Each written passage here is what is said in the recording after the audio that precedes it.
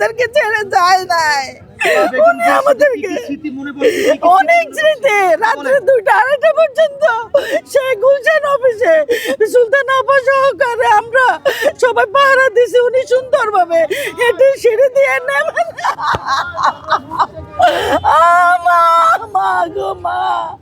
আমার স্বামী মারা গেছে 7 তারিখে, আজকে আমার মা চলে গেল।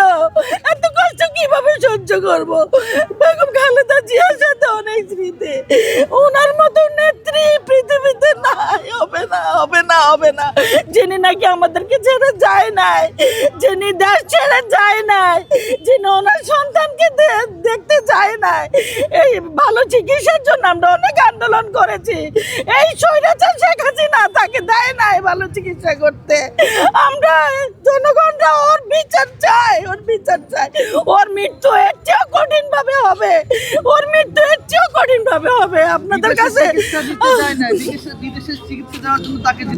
ওনাকে দেওয়া হয় নাই, ওনাকে দেওয়া হয় নাই চিকিৎসা দিতে, ওনাকে দেওয়া হয় না।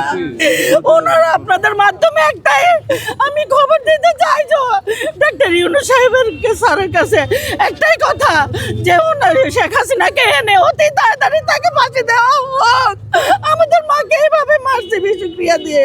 আমাদের মা ভালো ছিল, আমাদেরকে এতিম করেছে, আমরা এতিম হয়ে গেছি, আমরা এতিম হয়ে গেছি। মা, আল্লাহ তুমি আমার মাকে বেহেশত নসিব করো মা, ওনাকে তুমি ভালো রাখো আল্লাহ। এভাবে আমি আর কিছু বলতে চাই না, আমি আর কিছু